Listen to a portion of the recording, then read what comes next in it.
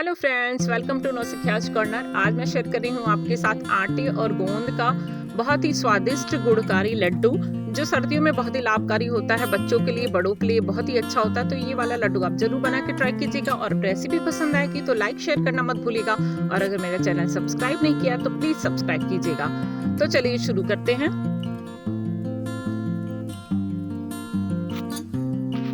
तो सबसे पहले मैंने लिया है आटा। ये गेहूं का आटा है और इस कटोरी से लगभग मैंने 5 कटोरी ये आटा लिया है। अगर इसको हम किलो से नापे तो लगभग ये 1 किलो आटा है।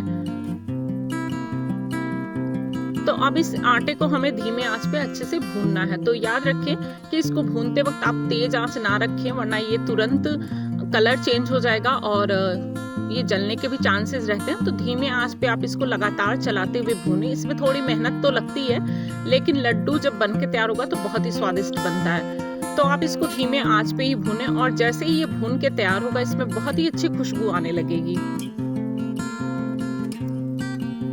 तो मुझे लगभग 15 से 20 मिनट लगे हैं धीमे आंच पे इसको भूनते हुए। और जब ये भून के आखिरी स्टेज आए तो बिल्कुल भी आप इसे ना छोड़ें, क्योंकि आखिरी में ही इसके जलने के चांसेस ज्यादा होते हैं।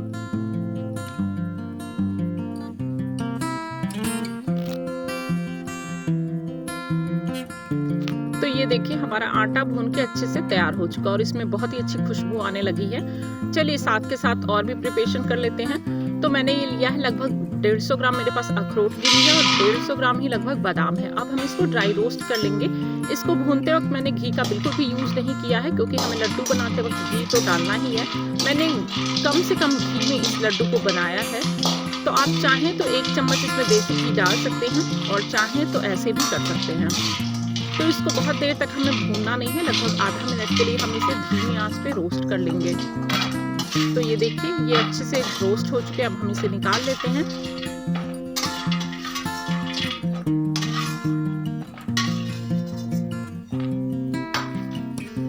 और चलिए, इसके बाद मैंने ले लिया है लगभग 150 ग्राम ये अलसी है। इसको हम तीसी भी कहते हैं। तो इसको भी हम ड्राई रोस्ट ही करेंगे। तो ये बालों के लिए भी बहुत ही अच्छा होता है, घुटनों के लिए बहुत अच्छा होता है, ये शुगर वाले मरीजों के लिए भी बहुत ही अच्छा होता है। तो हम इसको भी ड्राई रोस्ट ही करेंगे। और जब हम इसे भूनेंगे तो इसमें से चटकने की आवाज आएगी, मतलब कि हमारा ये अलसी बहुत अच्छे से भुन चुका है।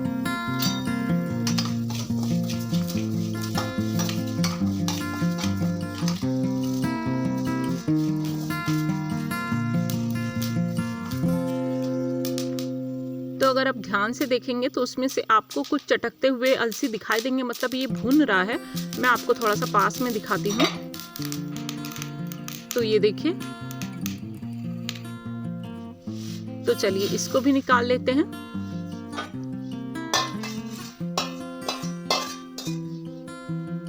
और अब हम सेम कढ़ाई में लगभग मेरे पास 150 ग्राम ही मैंने मखाना लिया है, इसको भी ड्राई रोस्ट कर लेते हैं।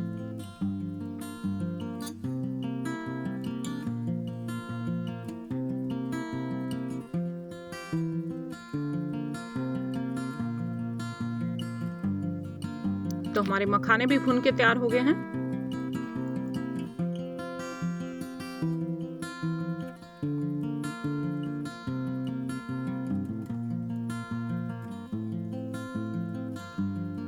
तो ये तीनों चीजें ही हमारी भून के तैयार हो चुके हैं। अब हम सेम कढ़ाई में लगभग 5 चम्मच देसी घी डालेंगे और इसके लिए मैंने लिया है लगभग 150 ग्राम गोंद। तो जब भी आप मार्केट से गोंद लाएं, इसको एक बार एक धूप दिखा दे जरूर। तो ये देखिए, 150 ग्राम गोंद है, इसको मैंने आधा डाल दिया है घी में और इसको लगभग मीडियम आंच पे हम भून लेंगे। तो जब हम इसको भूनेंगे तो ये अपने साइड से डबल हो जाएंगे, मतलब ये भून रहे हैं। तो आप देख सकते हैं।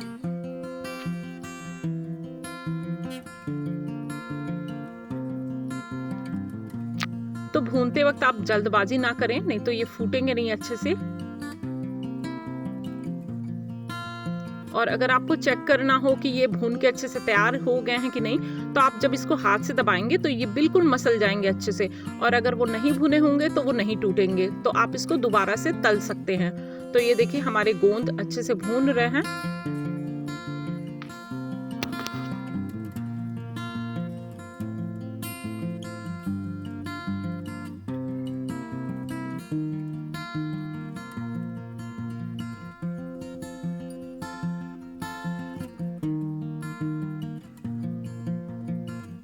तो चलिए इसको भी हम निकाल लेते हैं।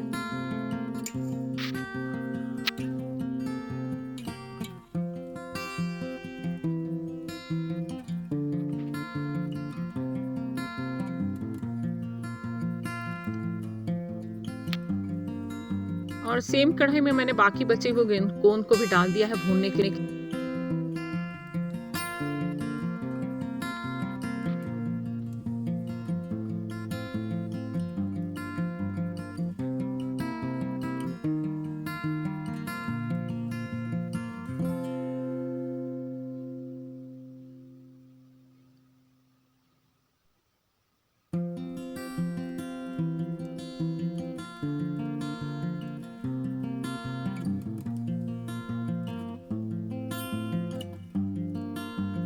तो चलिए इनको भी निकाल लेते हैं।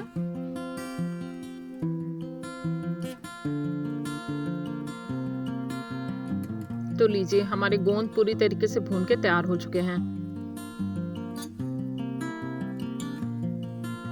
तो ये देखिए हमारे जितने ड्राई फ्रूट्स थे वो भून के तैयार हो चुके हैं। मैंने बादाम के साथ ही ले लिया है लगभग 150 ग्राम काजू।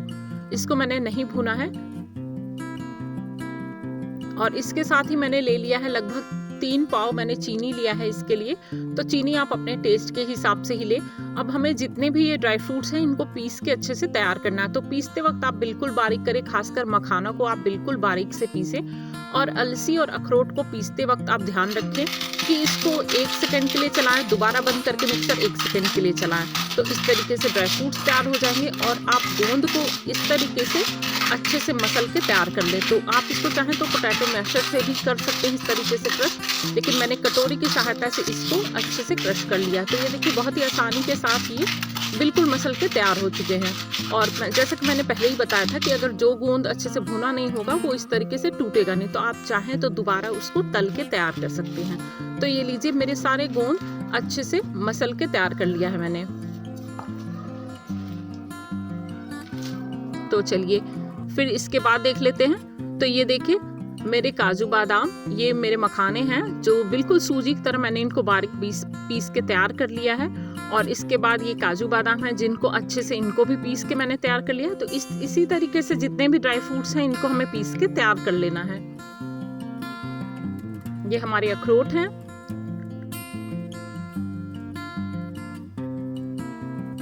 तो आप चाहें तो इस लड्डू में किशमिश भी डाल सकते हैं, लेकिन मैंने नहीं डाला है। और साथ ही साथ मैं ये भी बता देती हूँ कि चीनी को भी आपको पीस लेना है, वरना वो खड़े खड़े से दिखाई देते। अब सारी चीजें पीस के तैयार हो चुकी हैं। अब हम एक बड़ा बर्तन ले लेते हैं। इसमें मैंने पहले ही आटा रख दिया था। और इसके बाद हम सारी चीजें जितनी हमारी पीसी हुई ड्राई फ्रूट्स हैं इनको हम इकट्ठा कर लेंगे।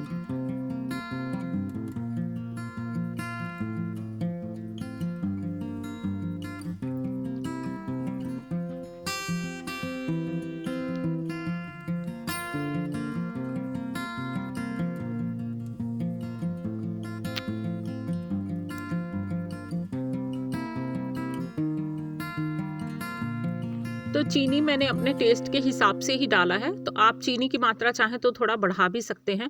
और साथ ही साथ मैंने कढ़ाई में रख दिया है घी गर्म होने के लिए। तो ये लगभग आधा किलो देसी घी है। जितनी ज़रूरत लगेगी उतना उतना हम यूज करते जाएंगे। तो सबसे पहले जितनी भी हमने पीसी हुई चीज़ें रखी हुई थी इन सबको अच्छे से आपस में मिला लेंगे। तो घी डालने के पहले ही आप जितनी ये ड्राई चीज़ें हैं, आटा और जितने ड्राई फ्रूट्स हैं, इनको अच्छे से दोनों हाथों की मदद से मिक्स कर लीजिए। आप चाहें तो इस स्टेज पे यहाँ इलायची का पाउडर भी डाल सकते हैं, मैंने नहीं डाला है। और चीज़ें अच्छे से मिक्स हो जाने के बाद इसमें पिघली हुई घी आप थोड़ा थोड़ा करके डालते जाएंगे।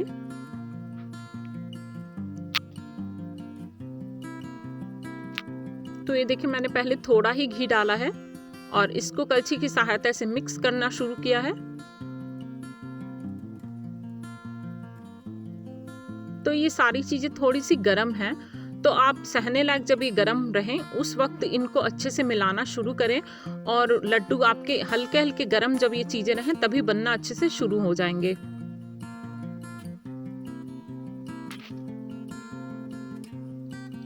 तो ये देखिए मैंने घी और बाकी सारी चीज़ें अच्छे से मिला करके थोड़ा थोड़ा सा पोर्शन लेके लड्डू बनाना शुरू कर दिया है। तो दोनों हाथों की मदद से आप एक हाथ से लड्डू का शेप देते हुए और दूसरे हाथ की हथेली से इसको दबाते जाएंगे तो लड्डू आपके आसानी से बन के तैयार हो जाएंगे।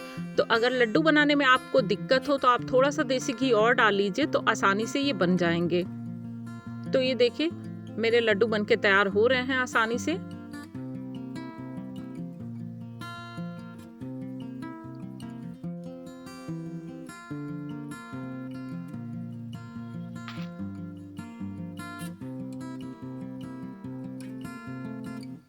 तो इसी तरीके से मैंने सारे लड्डू को बना के तैयार कर लिया है।